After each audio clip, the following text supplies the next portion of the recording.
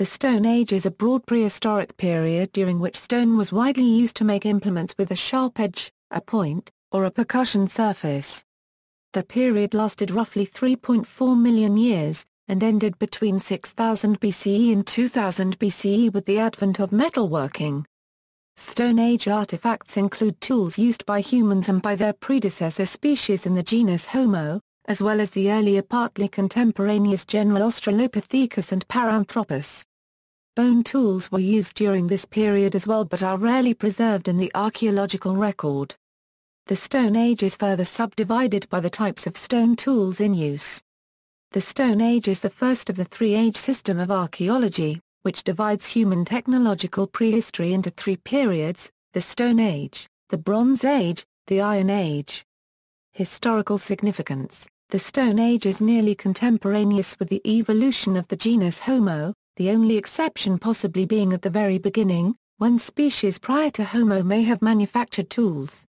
According to the age and location of the current evidence, the cradle of the genus is the East African Rift System, especially toward the north in Ethiopia, where it is bordered by grasslands. The closest relative among the other living primates, the genus Pan, represents a branch that continued on in the deep forest, where the primates evolved. The rift served as a conduit for movement into southern Africa and also north down the Nile into North Africa and through the continuation of the rift in the Levant to the vast grasslands of Asia. Starting from about 3 miles, a single biome established itself from South Africa through the rift, North Africa, and across Asia to modern China, which has been called transcontinental Savannistan recently. Starting in the grasslands of the rift, Homo erectus, the predecessor of modern humans, found an ecological niche as a tool maker and developed a dependence on it, becoming a tool-equipped savanna dweller. The Stone Age in archaeology. Beginning of the Stone Age. In 2010, fossilized animal bones bearing marks from stone tools were found in the Lower Awash Valley in Ethiopia. Discovered by an international team led by Shannon McFerrin, at 3.4 million years old they are the oldest evidence of stone tool use ever found anywhere in the world. The oldest known stone tools have been excavated from several sites at Gona, Ethiopia, on the sediments of the Paleo-Awash River, which serve to date them. All the tools come from the Bizadama Formation, which lies above a disconformity, or missing layer, which would have been from 2.9 to 2.7 Myar. The oldest sites containing tools are dated to 2.6 to 2.55 Myar. One of the most striking circumstances about these sites is that they are from the late Pliocene, where previous to their discovery tools were thought to have evolved only in the Pleistocene. Rogers and Seamack, excavators at the locality, point out that the earliest stone tool makers were skilled flint knappers. The possible reasons behind this seeming abrupt transition from the absence of stone tools to the presence thereof include gaps in the geological record. The excavators are confident that more tools will be found elsewhere from 2.9 Myar. The species who made the Pliocene tools remains unknown. Fragments of Australopithecus gary, Australopithecus aethiopicus and Homo, possibly Homo habilis, have been found in sites near the age of the oldest tools. And of the Stone Age, innovation of the technique of smelting or ended the Stone Age and began the Bronze Age. The first most significant metal manufactured was bronze, an alloy of copper and tin, each of which was smelted separately. The transition from the Stone Age to the Bronze Age was a period during which modern people could smelt copper, but did not yet manufacture bronze, a time known as the Copper Age, or more technically the Chalcolithic, Copper Stone Age. The Chalcolithic by convention is the initial period of the Bronze Age and is unquestionably part of the Age of Metals. The Bronze Age was followed by the Iron Age.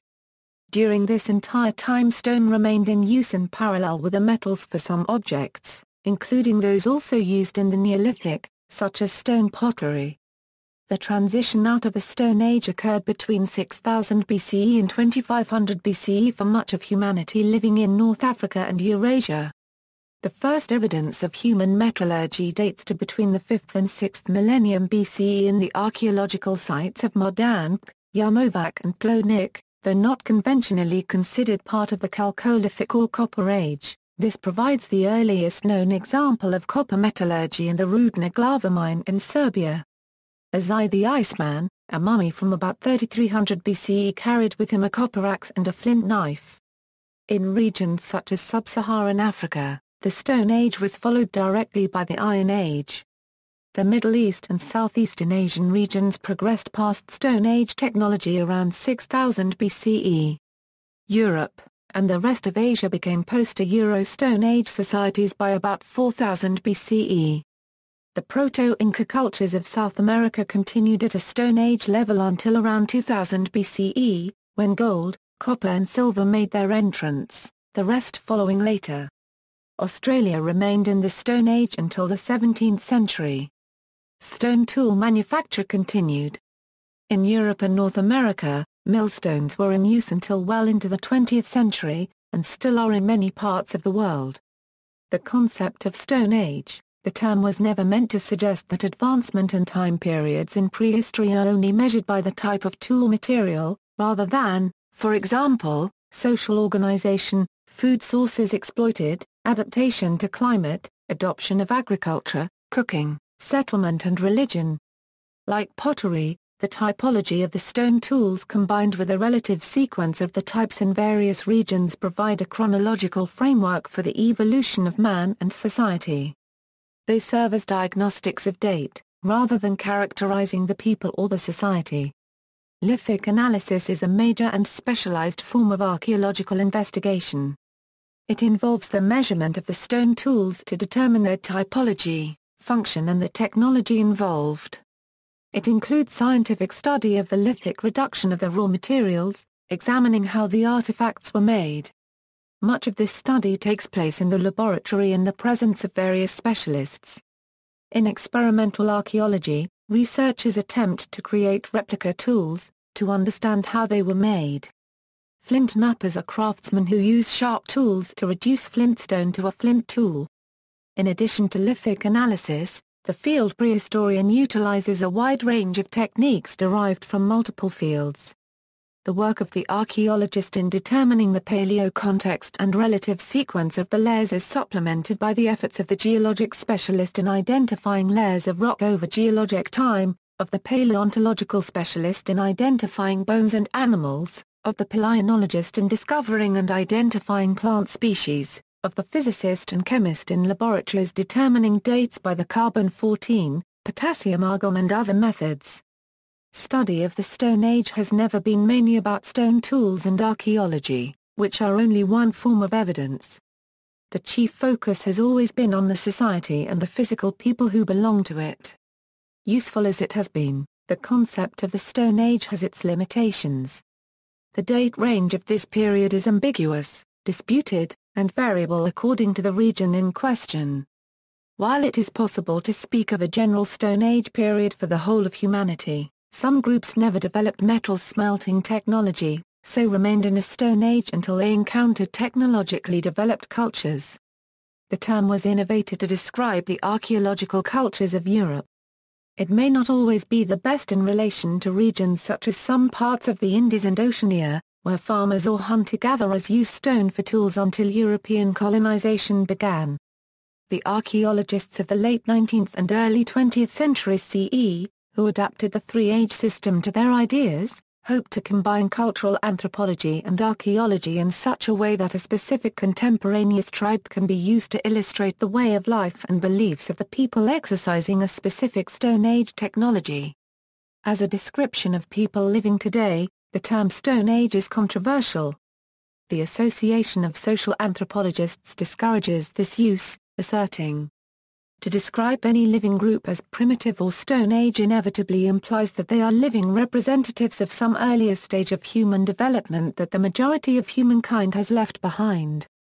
For some, this could be a positive description, implying, for example, that such groups live in greater harmony with nature. For others, primitive is a negative characterization. For them, primitive denotes irrational use of resources and absence of the intellectual and moral standards of civilized human societies. From the standpoint of anthropological knowledge, both these views are equally one-sided and simplistic. The three-stage system, in the 1920s, South African archaeologists organizing the stone tool collections of that country observed that they did not fit the newly detailed three-age system. In the words of J. Desmond Clark, it was early realized that the threefold division of culture into stone, Bronze and Iron Ages adopted in the 19th century for Europe had no validity in Africa outside the Nile Valley. Consequently, they proposed a new system for Africa, the three-stage system. Clark regarded the three-age system as valid for North Africa. In sub-Saharan Africa, the three-stage system was best. In practice, the failure of African archaeologists either to keep this distinction in mind, or to explain which one they mean, contributes to the considerable equivocation already present in the literature. There are in effect two stone ages, one part of the three-age and the other constituting the three-stage. They refer to one and the same artifacts and the same technologies, but vary by locality and time. The three-stage system was proposed in 1929 by Arsley John Hilary Goodwin, a professional archaeologist, and Clarence Van Wright Lowe, a civil engineer and amateur archaeologist, in an article titled Stone Age Cultures of South Africa in the Journal Annals of the South African Museum. By then, the dates of the early Stone Age, or Paleolithic, and late Stone Age, or Neolithic, were fairly solid and were regarded by Goodwin as absolute. He therefore proposed a relative chronology of periods with floating dates, to be called the earlier and later Stone Age. The Middle Stone Age would not change its name, but it would not mean Mesolithic. The duo thus reinvented the Stone Age. In sub-Saharan Africa, however, it was ended by the intrusion of the Iron Age from the north. The Neolithic and the Bronze Age never occurred. Moreover, the technologies included in those stages, as Goodwin called them, were not exactly the same. Since then, the original relative terms have become identified with the technologies of the Paleolithic and Mesolithic, so that they are no longer relative. Moreover, there has been a tendency to drop the comparative degree in favor of the positive, resulting in two sets of early, middle and late Stone Ages of quite different content and chronologies. By voluntary agreement, archaeologists respect the decisions of the Pan-African Congress of Prehistory, which meets every 4 years to resolve archaeological business brought before it. Delegates are actually international. The organization takes its name from the topic. Louis Leakey hosted the first one in Nairobi in 1947. It adopted Goodman and Lowe's three-stage system at that time, the stages to be called early, middle and later. The problem of the transitions in archaeology is a branch of the general philosophic continuity problem, which examines how discrete objects of any sort that are contiguous in any way can be presumed to have a relationship of any sort. In archaeology, the relationship is one of causality. If period B can be presumed to descend from period A, there must be a boundary between A and B, the or Euro-B boundary. The problem is in the nature of this boundary. If there is no distinct boundary, then the population of A suddenly stopped using the customs characteristic of A and suddenly started using those of B, an unlikely scenario in the process of evolution. More realistically, a distinct border period, the AB transition, existed, in which the customs of A were gradually dropped and those of B acquired. If transitions do not exist, then there is no proof of any continuity between A and B. The Stone Age of Europe is characteristically in deficit of known transitions. The 19th and early 20th century innovators of the modern three-age system recognized the problem of the initial transition, the gap between the Paleolithic and the Neolithic. Louis Leakey provided something of an answer by proving that man evolved in Africa. The Stone Age must have begun there to be carried repeatedly to Europe by migrant populations. The different phases of the Stone Age thus could appear there without transitions. The burden on African archaeologists became all the greater, because now they must find the missing transitions in Africa. The problem is difficult and ongoing. After its adoption by the First Pan-African Congress in 1947, the three-stage chronology was amended by the Third Congress in 1955 to include a first intermediate period between early and middle, to encompass the Far Smith and Sanon technologies, and the second intermediate period between middle and later, to encompass the Magosian technology and others. the chronologic basis for definition was entirely relative. With the arrival of scientific means of finding an absolute chronology, the two intermediates turned out to be will-o'-the-wisps. They were in fact Middle and Lower Paleolithic. Far Smith is now considered to be a physis of Acheulean, while Sanon is a physis of Lupemban. Magosian is an artificial mix of two different periods. Once seriously questioned, the intermediates did not wait for the next Pan-African Congress 2 years hence, but were officially rejected in 1965 by Berg-Wartenstein Conference No. 29, Systematic Investigation of the African Later Tertiary and Quaternary, a conference in anthropology held by the Wenner-Gren Foundation, at Berg-Wartenstein Castle, which it then owned in Austria, attended by the same scholars that attended the Pan-African Congress, including Louis Leakey and Mary Leakey, who was delivering a pilot presentation of her typological analysis of early Stone Age tools, to be included in her 1971 contribution to Olduvai Gorge, Excavations in Beds Iron II, 1960–1963. However, although the intermediate periods were gone, the search for the transitions continued. Chronology. In 1859 Jens Jacob Bussei first proposed a division of the Stone Age into older and younger parts based on his work with Danish kitchen middens that began in 1851. In the subsequent decades this simple distinction developed into the archaeological periods of today. The major subdivisions of the three-age Stone Age cross two epoch boundaries on the geologic time scale, the geologic Pliocene-Euro-Pleistocene boundary, the Paleolithic period of archaeology. The geologic Pleistocene-Euro-Holocene boundary, Mesolithic or Epipaleolithic period of archaeology, Neolithic period of archaeology. The succession of these phases varies enormously from one region to another. Three-age chronology. The Paleolithic or Paleolithic is the earliest division of the Stone Age. It covers the greatest portion of humanity's time, extending from 2.5 or 2.6 million years ago, with the first documented use of stone tools by hominins such as Homo habilis, to the end of the Pleistocene around 10,000 BCE. The Paleolithic era ended with the Mesolithic, or in areas with an early Neolithization, the Epipaleolithic. Lower Paleolithic. At sites dating from the Lower Paleolithic period, simple pebble tools have been found in association with the remains of what may have been the earliest human ancestors. A somewhat more sophisticated Lower Paleolithic tradition, known as the chopping tool industry, is widely distributed in the Eastern Hemisphere. This tradition is thought to have been the work of the hominin species named Homo erectus.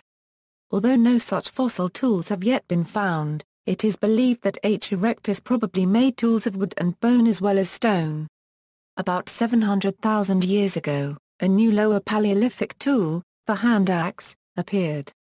The earliest European hand axes are assigned to the Abbevillien industry, which developed in northern France in the valley of the Somme River. A later, more refined hand axe tradition is seen in the Acheulean industry, evidence of which has been found in Europe, Africa, the Middle East, and Asia. Some of the earliest known hand axes were found at Olduvai Gorge in association with remains of H. erectus. Alongside the hand axe tradition there developed a distinct and very different stone tool industry, based on flakes of stone. Special tools were made from worked flakes of flint. In Europe, the Clarktonian industry is one example of a flake tradition.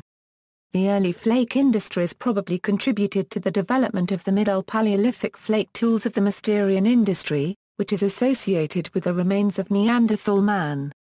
Old Owen in Africa. The earliest documented stone tools were found in East Africa, manufacturers unknown. They belong to an industry now known as Old Owen, after the type site of Olduvai Gorge in Tanzania. However, sites in Ethiopia later proved to be older. The tools were formed by knocking pieces off a river pebble, or stones like it, with a hammerstone to obtain large and small pieces with one or more sharp edges. The original stone is called a core. The resultant pieces, flakes. Typically, but not necessarily, small pieces are detached from a larger piece, in which case the larger piece may be called the core and the smaller pieces the flakes. The prevalent usage, however, is to call all the results flakes, which can be confusing. a split in half is called bipolar flaking. Consequently, the method is often called core and flake. More recently, the tradition has been called small flake since the flakes were small compared to subsequent Acheulean tools.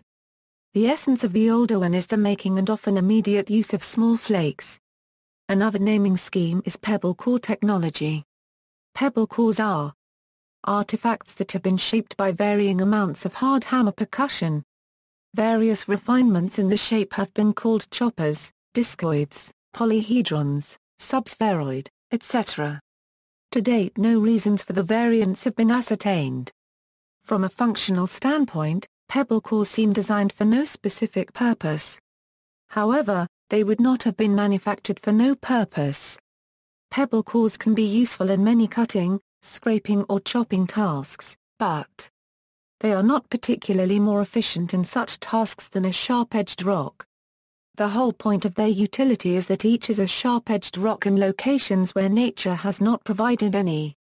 There is additional evidence that old Owen, or Mode 1, tools were utilized in percussion technology. That is, they were designed to be gripped at the blunt end and strike something with the edge, from which use they were given the name of choppers. Modern science has been able to detect mammalian blood cells on Mode 1 tools at Stukfontein, Member 5 East, in South Africa. As the blood must have come from a fresh kill, the tool users are likely to have done the killing and used the tools for butchering. Plant residues bonded to the silicon of some tools confirm the use to chop plants. Although the exact species authoring the tools remains unknown, Mode 1 tools in Africa were manufactured and used predominantly by Homo habilis. They cannot be said to have developed these tools or to have contributed the tradition to technology. They continued a tradition of yet unknown origin. As chimpanzees sometimes naturally use percussion to extract or prepare food in the wild, and may use either unmodified stones or stones that they have split, creating an old Owen tool, the tradition may well be far older than its current record. Towards the end of Old Owen in Africa, a new species appeared over the range of Homo habilis, Homo erectus. The earliest unambiguous evidence is a whole cranium, KNME 3733 from Kubai-Fora in Kenya, dated to 1.78 Myr. An early skull fragment, KNME 2598, dated to 1.9 Myr, is considered a good candidate also. Transitions in paleoanthropology are always hard to find, if not impossible, but based on the long-legged limb morphology shared by H. habilis and H. rudolfensis in East Africa, an evolution from one of those two has been suggested.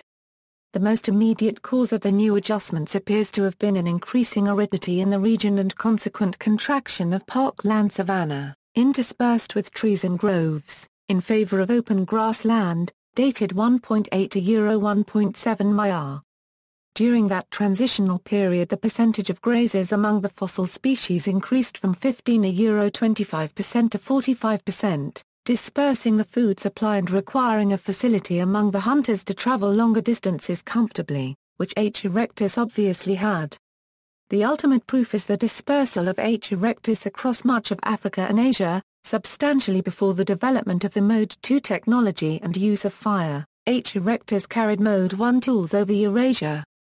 According to the current evidence, Mode 1 tools are documented from about 2.6 Myr to about 1.5 Myr in Africa, and to 0.5 Myr outside of it. The genus Homo is known from H. habilis and H. rudolfensis from 2.3 to 2.0 Myr, with the latest habilis being an upper jaw from Kubai-Fora, Kenya, from 1.4 Myr. H. erectus is dated 1.8 to 0.6 Myr.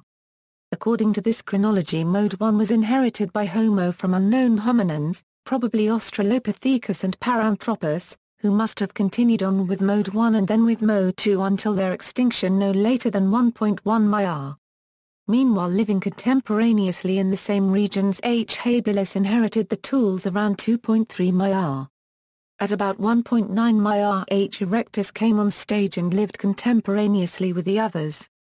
Mode 1 was now being shared by a number of hominins over the same ranges, presumably subsisting in different niches, but the archaeology is not precise enough to say which. Old Owen out of Africa, tools of the Old Owen tradition first came to archaeological attention in Europe, where, being intrusive and not well defined, compared to the Acheulean, they were puzzling to archaeologists. The mystery would be elucidated by African archaeology at Old Dubai, but meanwhile, in the early 20th century, the term pre-Acheulean came into use in climatology. C.E.P. Brooks, a British climatologist working in the United States, used the term to describe a chalky boulder clay underlying a layer of gravel at Hoxton, central England, where Acheulean tools had been found. Whether any tools would be found in it and what type was not known. Hugo Obermeier, a contemporary German archaeologist working in Spain, quipped. Unfortunately, the stage of human industry which corresponds to these deposits cannot be positively identified. All we can say is that it is pre-Acheulean. This uncertainty was clarified by the subsequent excavations at Old Dubai. Nevertheless, the term is still in use for pre-Acheulean contexts, mainly across Eurasia, that are yet unspecified or uncertain but with the understanding that they are or will turn out to be pebble tool.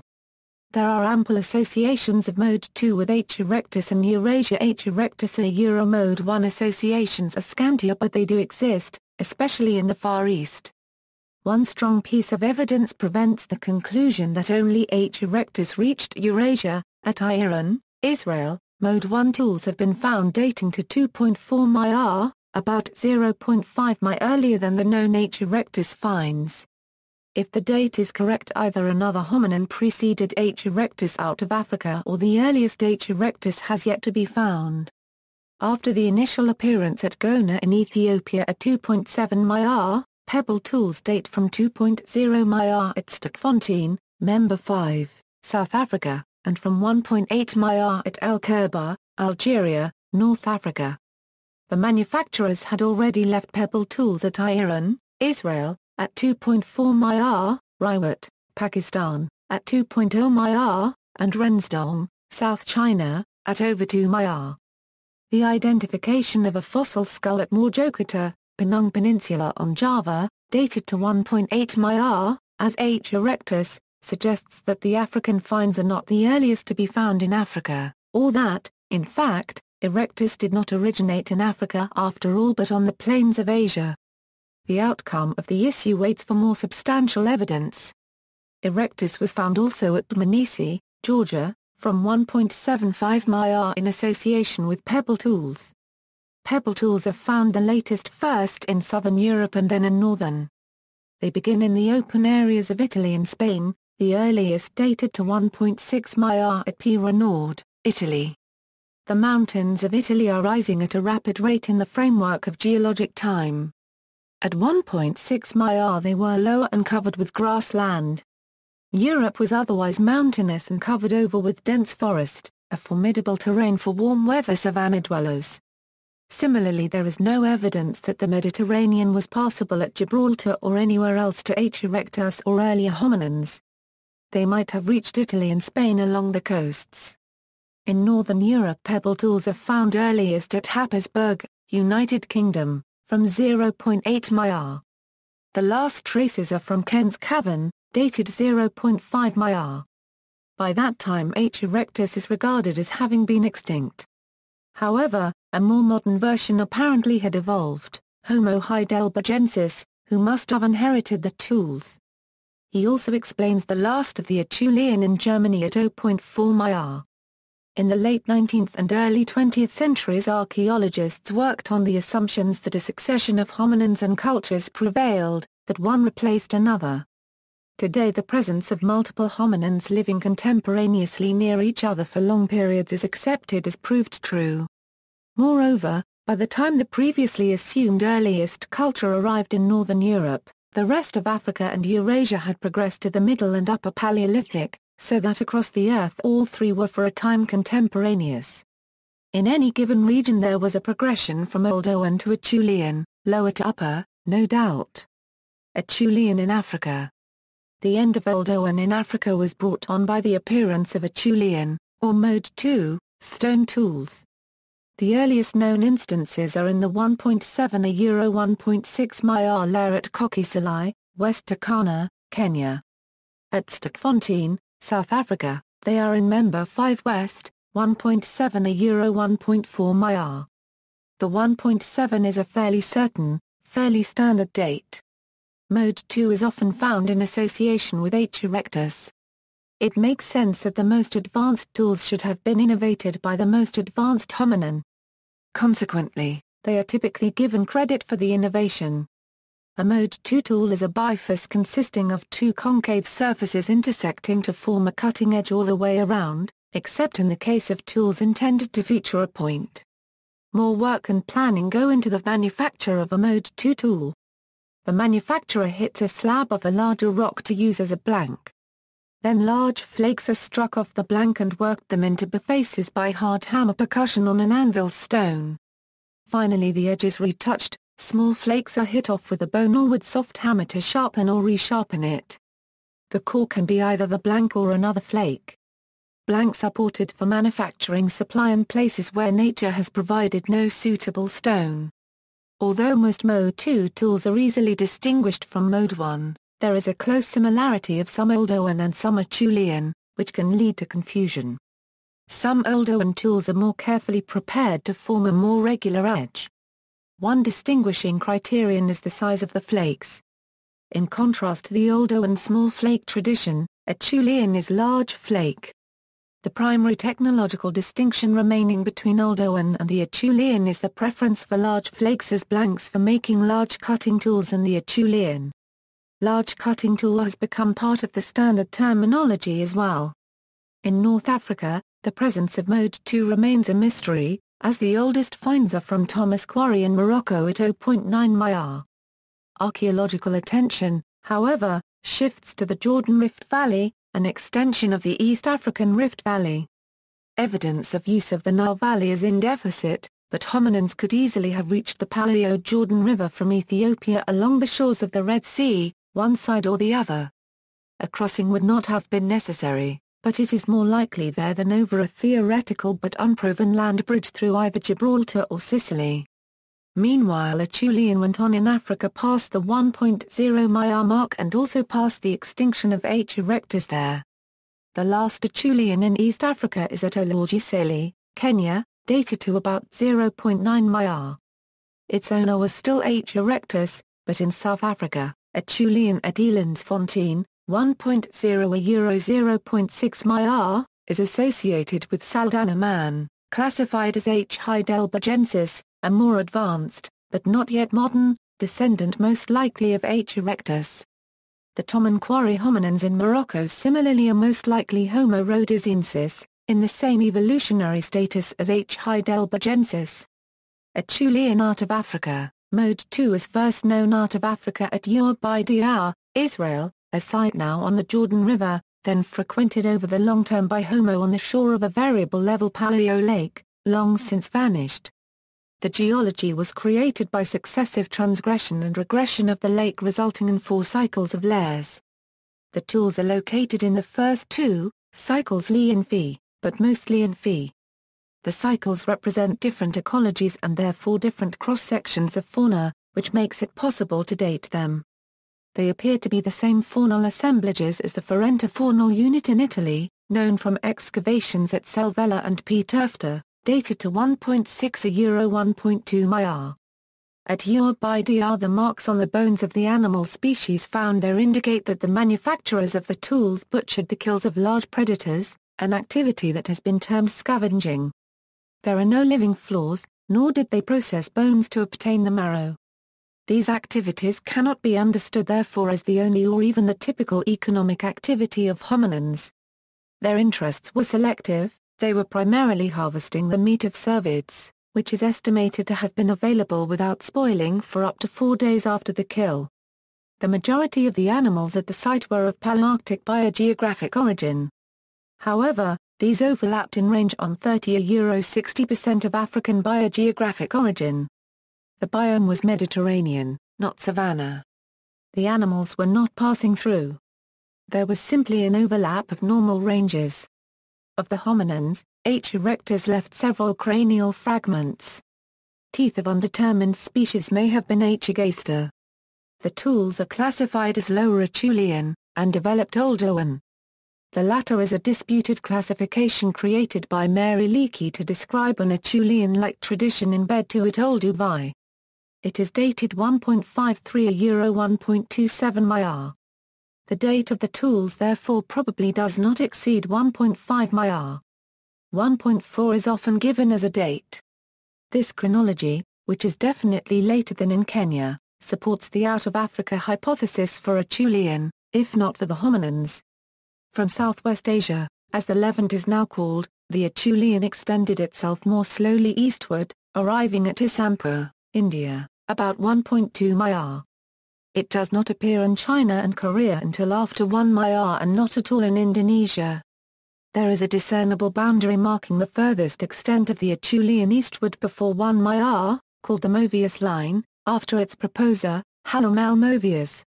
On the east side of the line the small flake tradition continues, but the tools are additionally worked mode 1, with flaking down the sides.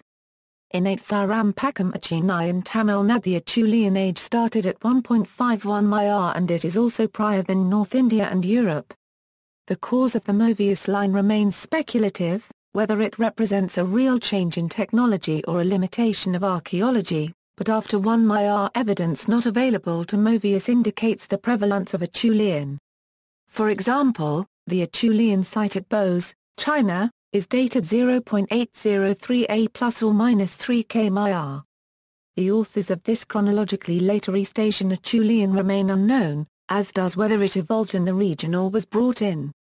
There is no named boundary line between Mode 1 and Mode 2 on the west. Nevertheless, Mode 2 is equally late in Europe as it is in the Far East. The earliest comes from a rock shelter at Estrecho de Cuepar in Spain, dated to greater than 0.9 Myr. Teeth from an undetermined hominin were found there also. The last Mode 2 in southern Europe is from a deposit at Fontana Ranuxio near Anafni in Italy dated to 0.45 Myr, which is generally linked to Homo sheprenensis, a late variant of H. erectus, a fragment of whose skull was found at Soprano nearby, dated 0.46 Myr. Middle Paleolithic. This period is best known as the era during which the Neanderthals lived in Europe and the Near East. Their technology is mainly the Mysterian, but Neanderthal physical characteristics have been found also in ambiguous association with the more recent Centelperonian archaeological culture in Western Europe and several local industries like the Silesian in Eastern Europe, Eurasia. There is no evidence for Neanderthals in Africa, Australia or the Americas.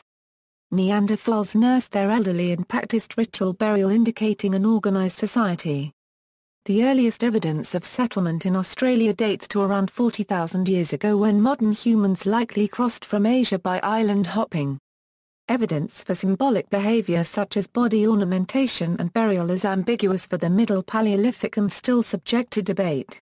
The Bhimbetka rock shelters exhibit the earliest traces of human life in India, some of which are approximately 30,000 years old. Upper Paleolithic. From 50,000 to 10,000 years ago in Europe, the Upper Paleolithic ends with the end of the Pleistocene and onset of the Holocene era. Modern humans spread out further across the Earth during the period known as the Upper Paleolithic. The Upper Paleolithic is marked by a relatively rapid succession of often complex stone artifact technologies and a large increase in the creation of art and personal ornaments.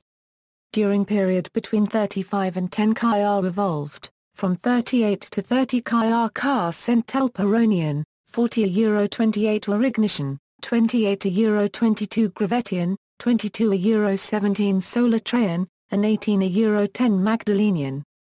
All of these industries except the Centelperonian are associated with anatomically modern humans. Authorship of the Centelperonian is still the subject of much debate.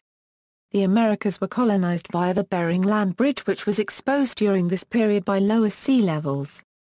These people are called the Paleo-Indians, and the earliest accepted dates are those of the Clovis culture sites, some 13,500 years ago. Globally, societies were hunter-gatherers but evidence of regional identities begins to appear in the wide variety of stone tool types being developed to suit very different environments. Epipaleolithic Mesolithic. Main articles, Epipaleolithic, Mesolithic, The period starting from the end of the last ice age, 10,000 years ago, to around 6,000 years ago was characterized by rising sea levels and a need to adapt to a changing environment and find new food sources. The development of Mode 5 tools began in response to these changes. They were derived from the previous Paleolithic tools, hence the term Epipaleolithic, or were intermediate between the Paleolithic and the Neolithic, hence the term Mesolithic. The choice of a word depends on exact circumstances and the inclination of the archaeologists excavating the site. Microliths were used in the manufacture of more efficient composite tools, resulting in an intensification of hunting and fishing and with increasing social activity the development of more complex settlements, such as Lep and Skiva. Domestication of the dog as a hunting companion probably dates to this period.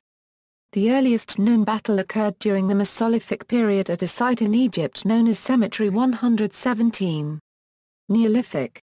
The Neolithic, New Stone Age, was approximately characterized by the adoption of agriculture. The shift from food gathering to food producing in itself is one of the most revolutionary changes in human history. So-called Neolithic Revolution, the development of pottery, polished stone tools and more complex, larger settlements such as Atal Ha-1/4 K and Jericho. Some of these features began in certain localities even earlier, in the transitional Mesolithic.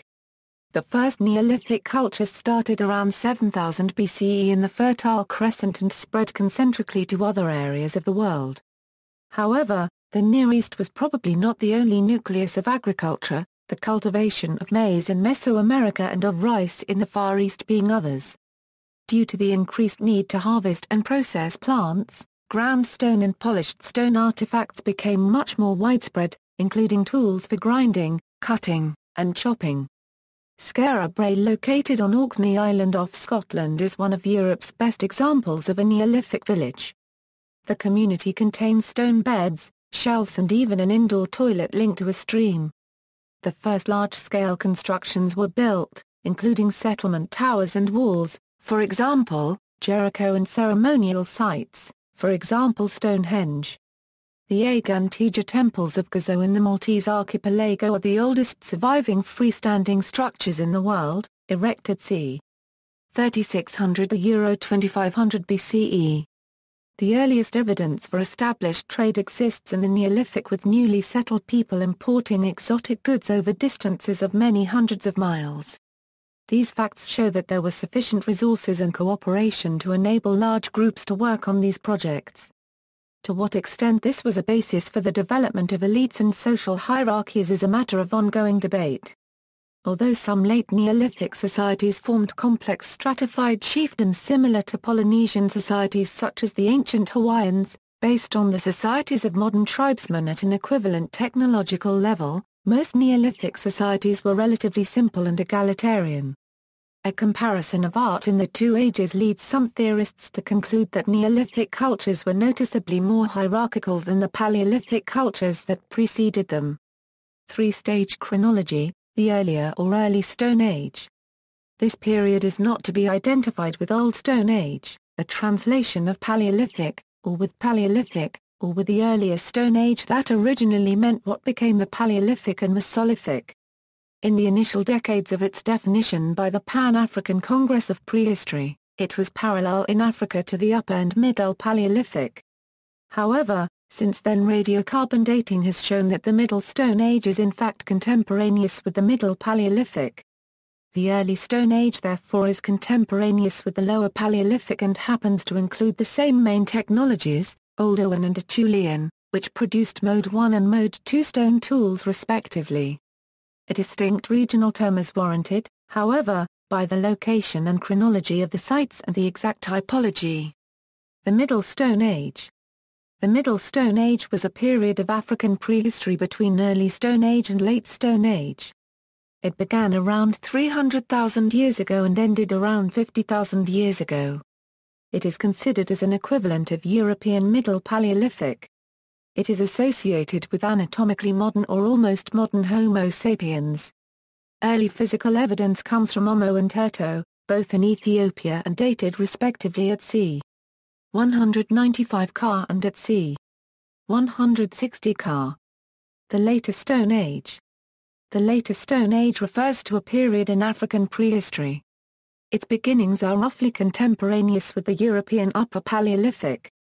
It lasts until historical times, and this includes cultures corresponding to Mesolithic and Neolithic in other regions. Material culture, tools. Stone tools were made from a variety of stone. For example, flint and chert were shaped for use as cutting tools and weapons, while basalt and sandstone were used for ground stone tools, such as cairnstones. Wood, bone, shell, antler and other materials were widely used, as well. During the most recent part of the period, sediments were used to make pottery. Agriculture was developed and certain animals were domesticated. Some species of non-primates are able to use stone tools, such as the sea otter, which breaks abalone shells with them. Primates can both use and manufacture stone tools. This combination of abilities is more marked in apes and men, but only men, or more generally hominins, depend on tool use for survival. The key anatomical and behavioral features required for tool manufacture, which are possessed only by hominins, are the larger thumb and the ability to hold by means of an assortment of grips. Food and drink. Food sources of the Paleolithic hunter-gatherers were wild plants and animals harvested from the environment. They liked animal organ meats, including the livers, kidneys and brains. Large seeded legumes were part of the human diet long before the agricultural revolution, as is evident from archaeobotanical finds from the Mysterian layers of Kibara Cave, in Israel. Moreover, recent evidence indicates that humans processed and consumed wild cereal grains as far back as 23,000 years ago in the Upper Paleolithic. Near the end of the Wisconsin glaciation, 15,000 to 9,000 years ago, mass extinction of megafauna such as the woolly mammoth occurred in Asia, Europe, North America and Australia. This was the first Holocene extinction event. It possibly forced modification in the dietary habits of the humans of that age, and with the emergence of agricultural practices, plant-based foods also became a regular part of the diet. A number of factors have been suggested for the extinction, certainly overhunting, but also deforestation and climate change. The net effect was to fragment the vast ranges required by the large animals and extinguish them piecemeal in each fragment. Shelter and habitat. Around 2 million years ago, Homo habilis is believed to have constructed the first man-made structure in East Africa, consisting of simple arrangements of stones to hold branches of trees in position. A similar stone circular arrangement believed to be around 380,000 years old was discovered at Terre Amata, near Nice, France. Several human habitats dating back to the Stone Age have been discovered around the globe, including a tent-like structure inside a cave near the Grotte du Lazaret, Nice, France. A structure with a roof supported with timber, discovered in Dolní Věstonice, the Czech Republic, dates to around 23,000 BCE. The walls were made of packed clay blocks and stones. Many huts made of mammoth bones were found in Eastern Europe and Siberia. The people who made these huts were expert mammoth hunters. Examples have been found along the Dnieper River valley of Ukraine, including near Chernihiv, in Moravia, Czech Republic and in southern Poland. An animal hide tent dated to around 15,000 to 10,000 BCE, in the Magdalenian, was discovered at Plateau Parain, France. Megalithic tombs, multichambered, and dolmens, single-chambered, were graves with a huge stone slab stacked over other similarly large stone slabs. They have been discovered all across Europe and Asia and were built in the Neolithic and the Bronze Age. Art. Prehistoric art is visible in the artifacts. Prehistoric music is inferred from found instruments, while parietal art can be found on rocks of any kind. The latter are petroglyphs and rock paintings. The art may or may not have had a religious function. Petroglyphs. Petroglyphs appeared in the Neolithic. A petroglyph is an intaglio abstract or symbolic image engraved on natural stone by various methods, usually by prehistoric peoples. They were a dominant form of pre-writing symbols. Petroglyphs have been discovered in different parts of the world, including Asia, North America, South America, and Europe. Rock paintings. In Paleolithic times, Mostly animals were painted, in theory ones that were used as food or represented strength, such as the rhinoceros or large cats. Signs such as dots were sometimes drawn. Rare human representations include handprints and half-human half-animal figures.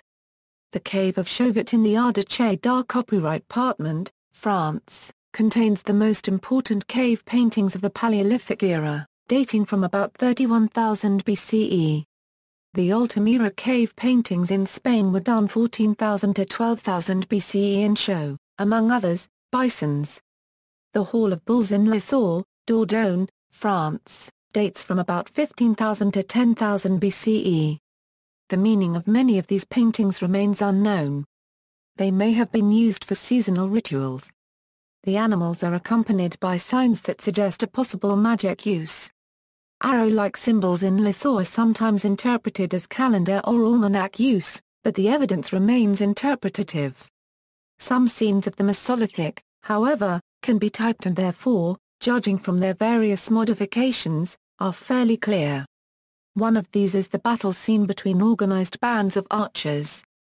For example, the Marching Warriors, a rock painting at Cingle de la Mola, Castellar-Cubden in Spain, dated to about 7,000 or 4,000 BCE, depicts about 50 bowmen in two groups marching or running in step toward each other, each man carrying a bow in one hand and a fistful of arrows in the other.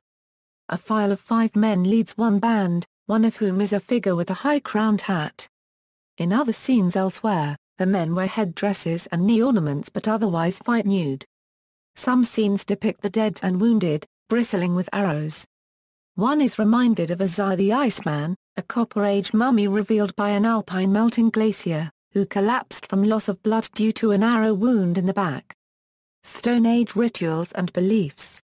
Modern studies in the in-depth analysis of finds dating from this Stone Age indicate certain rituals and beliefs of the people in those prehistoric times.